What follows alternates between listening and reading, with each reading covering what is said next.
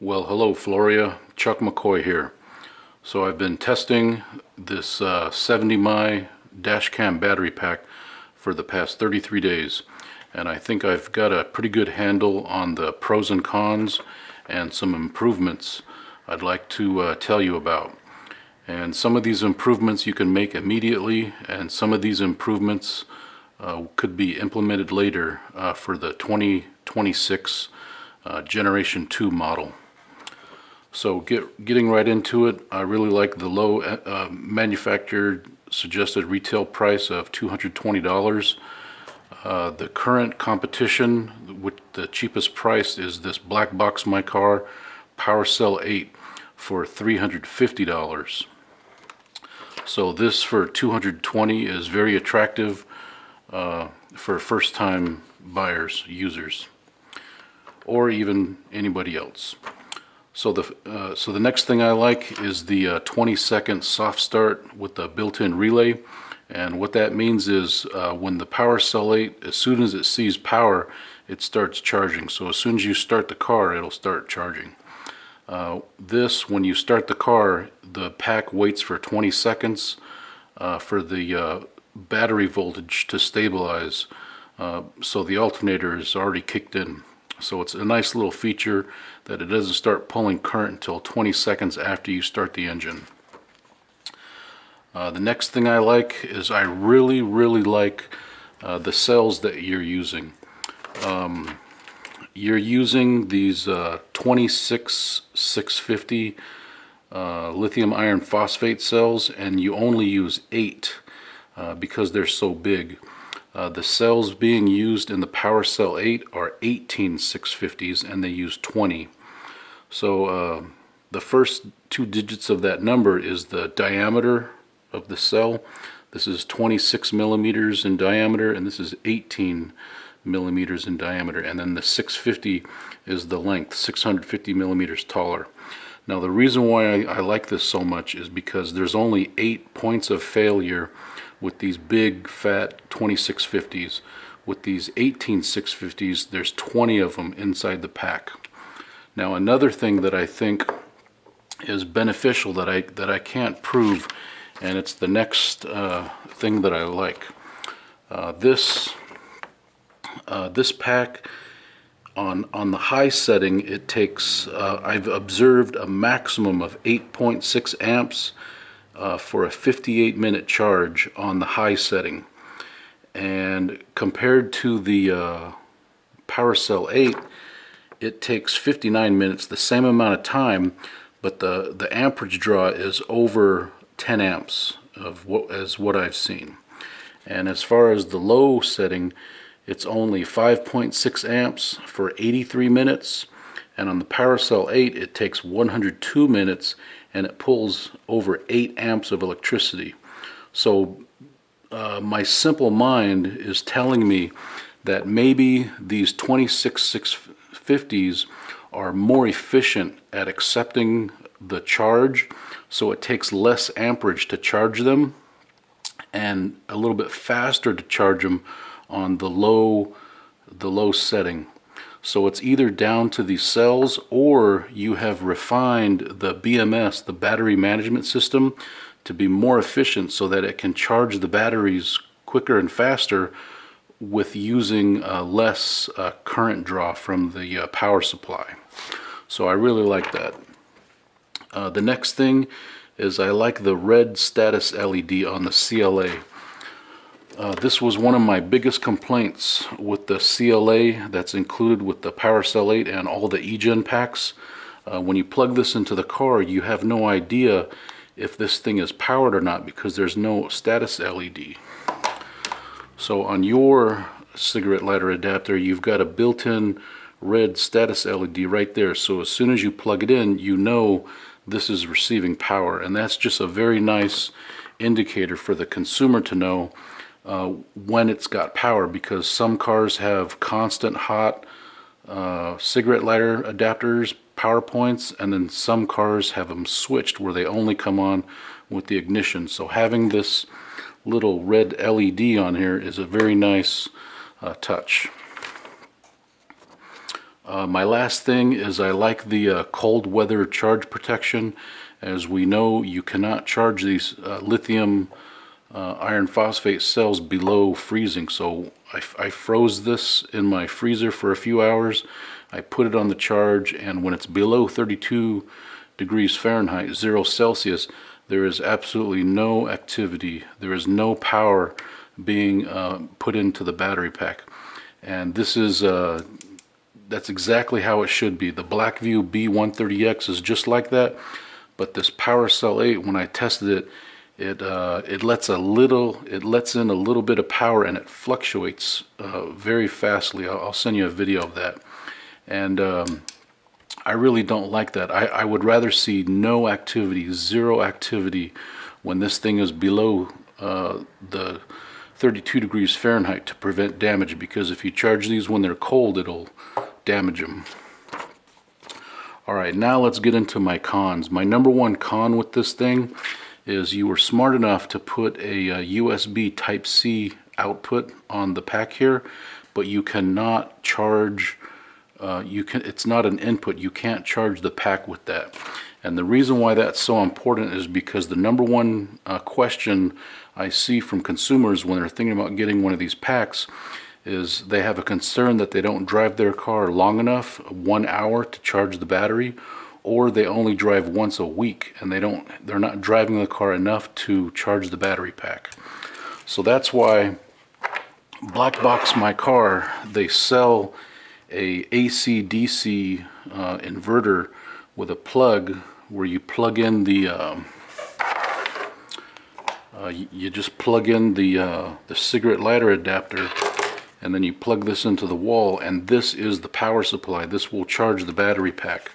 The problem is these things are $55, so this is very expensive considering that it only has one use. It's only going to charge one thing. If it could charge everything, your cell phone, your laptop, your computer, all your other devices, it would have some value. But you've got to spend $55 on this item that only has one specialized use. Now, what I've been trying to convince you guys is this is the charger for my laptop right here. I'm actually using it. Now, everybody already has one of these. This is this is rated at 45 watts, and it's USB Type-C. Now, this is a power delivery or a quick charge. So right here on the power ratings, this thing can do 5 volts at 3 amps, 9 volts at 3 amps, 12 volts at 3 amps, or 15 volts at 3 amps. So if this, in theory, this charger that everybody already has for their laptop, or if they got a power delivery for their smartphone or whatever, they will be able to plug this right into the 70 mAh input and charge the battery pack, and then they don't have to spend an additional $55 on a dedicated device just like this. Alright, let me get this out of here. So I would really like to see that for Generation 2 is to make this Type-C output also an input so we can charge the pack with it. Okay, my next con is these MR30 connectors. I really don't like these MR30 connectors. They're just too darn small and delicate. To give you an idea, this is an XT60 connector, and the XT60 is much bigger. And these can only go up to 16 gauge wire, and these can go up to 12 gauge wire. So I was going to recommend you go to the XT connector, but I've got a better idea. I don't like these connectors at all. I really wish you would make it user friendly. Now this is a car amplifier. This is an audio amplifier for a stereo system. This is very budget. This is only $40. And car amplifiers, how they do their wiring is you put the wire here and you just strip it bare wire, and then it has these little post terminals where you unscrew it, you stick the wire in there, and then you tighten it down. So let me show you how that works. So here's one right here. You would just unscrew it a little bit. You take the wire, you stick it in there like that, and then you tighten it down. So how easy is that? The consumer will be able to use their own thick 12 gauge wire, and they don't have to buy these connectors and have to get a soldering iron to solder them up. So it's much more easier. Now there's two benefits to this. If you have this type of terminal, it's going to be easier for the consumer because they're going to be able to run their own cabling. And the second thing is you don't have to include any wiring whatsoever, because it's just like car audio amplifiers. When you buy an amplifier, it doesn't come with any wiring whatsoever. They leave it up to the consumer to choose the appropriate size and type of wiring, because it takes skill to install it. Well, of course that's going to be a little bit harder because these connectors are just plug and play, but I really like these connectors better because you don't have to buy the expensive connectors or solder or anything like that. So what I like, and then another thing, I don't like those terminals. The terminals that I really like are like this. Okay, you see this amplifier? It's got the post there, and what you do is you come in from the top and you've got to get an Allen key, and then you tighten it like this. There's a little access cover right there you have to remove. So this offers more protection from short circuit or short to ground or arcing or whatever. This one, this is a very basic one. I don't like that because the terminals are exposed. All right. Okay, now this is a big one. There's no output cable with the CLA version. Now I just recently discovered this. When you buy you offer two versions of this. You offer a fuse box version for $220, or you offer the CLA version for $210. So for the fuse box version, you get the output cable, you get the Hardwire cable, and then you get this Type C to Type C power cable. Now when you buy the CLA version, all you get is the cigarette lighter charge cable and the Type C to Type C. It's missing the output cable, so the consumer has no way to hook up the Hardwire kit from any dash cam manufacturer, whether it be 70mi or any other brand. So that is a real problem, and we just found that out because somebody on the Dash Cam Talk forum purchased the CLA version, and he doesn't have the output cable to hook up his Hardwire kit. So what he said he's going to do is he has to return the CLA version, and then he's got to buy the Hardwire version. And then I told him you can buy your own cigarette lighter adapter on Amazon for $5 and just make your own CLA cable, which is what I've done here. This is CLA to XT60 to charge this pack. So this is a real marketing debacle, because having two separate versions, fuse and our Hardwire version and CLA version, is going to be very confusing, and you're going to have consumers that are disappointed because now they're going to have to buy additional accessories. They're going to have to buy one of these output cables, or they're going to have to buy an MR30 connector and make their own, or they're going to buy the Hardwire version and they're not going to have the CLA adapter. Now, and they're going to need the CLA adapter if they want to bring the pack in to charge it with the charger if they don't drive long enough. So my recommendation on what I would like you to do is I would like you to get rid of both of the versions, the CLA version and the Hardwire version, and just have one version of this kit, of this battery pack, that includes all of the wiring, and then just raise the price to $230, which is exactly what the PowerCell 8 and the Blackview B130X, Thinkware BAB95 do. They give you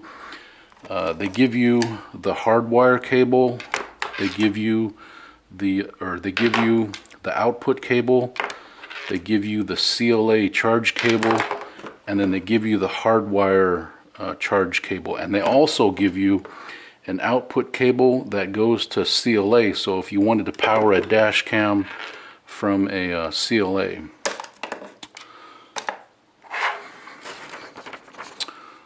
Okay, 16 gauge wire. Okay, the charge cable on this is 16 gauge, and I think that's too thin.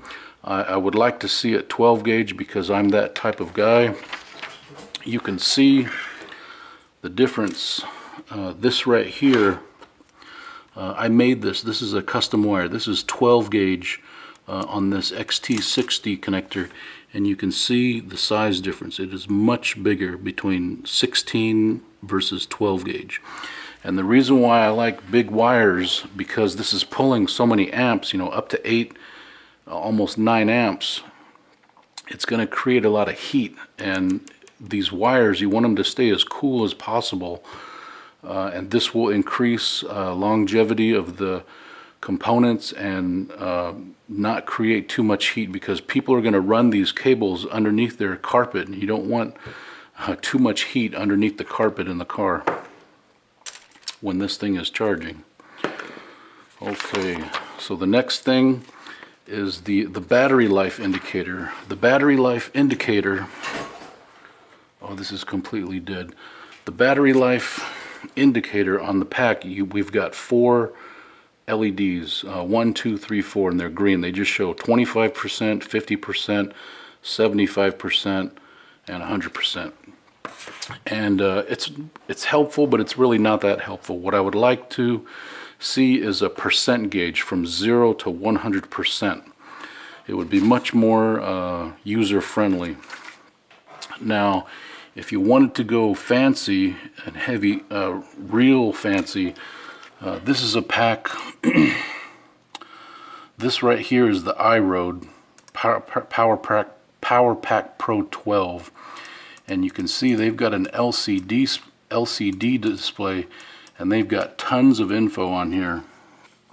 They show the ACC voltage, the VCC voltage, and the output voltage going to the dash cam. And they've got this says full charge, so that means high. If it was on low, it would say low. It's got the battery capacity right there. It's got the temperature, the firmware version, and 8 amp because it's on high, full. And this is the charging voltage, this one right here, VCC constant, the voltage it's receiving from the battery. So this is very high tech. You don't need to go that high tech. I just want to see the battery status, how much the battery life. Now this one right here, this is the Energy Cell, or the Energy Well P6, and this is another display. They've got the output voltage, the battery life meter. They don't have a percentage gauge either. Tells you if it's charging or not. They've got a timer, and they've got 2 USBs and a Type-C on here, all kinds of stuff. But the unique thing about this is, you see this right here, it says DCN 12 volt. This is a barrel connector, and this is set up for connecting a solar panel. Most solar panels have a barrel connector to charge with. So they're charging, instead of the MR30 or the XT60, they're using the a barrel connector. And then they've got an XT60 right here for an extension to hook up a second pack. All right. So the next thing is the rounded corners. I don't like I don't like the rounded corners on this because it limits how you can mount this in the car. You can only mount it flat like this or flat like this. The PowerCell 8 is square, so you can mount it this way or that way, so it's just more convenient. It's more flexible to install is what I'm trying to say. Okay, my next con is this thing makes noise when I charge it. When I hook this up to the charger on the high, especially on the high, it has a high-pitched frequency buzz that starts buzzing when it's charging, and I've never heard that before with the PowerCell 8, so I don't know what that means, but I would just like it to be silent if you can. The next thing is there's no speaker for notifications. Now, on the PowerCell 8, I'll give you a little demonstration here. When you turn this on, you get a little welcome tone notification to let you know that you turned it on, and then when you start charging,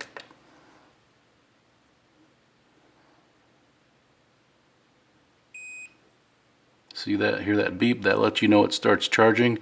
And when power is cut, you get a third notification to let you know the battery charger is not charging anymore.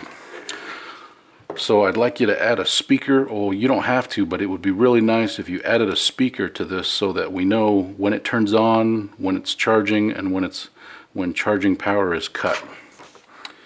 And the next thing I don't like is the unlock configuration. When the consumer has to switch this between high amperage and low amperage, they've got to do that procedure by turning it on and off or whatever. Well, the PowerCell 8, they just use a switch from low to high. So I'd like you to add a switch to just toggle between the low setting and the high setting. It would be a lot easier. Okay, so I'm running out of time. This is going to be part 1. I'll see you in part 2.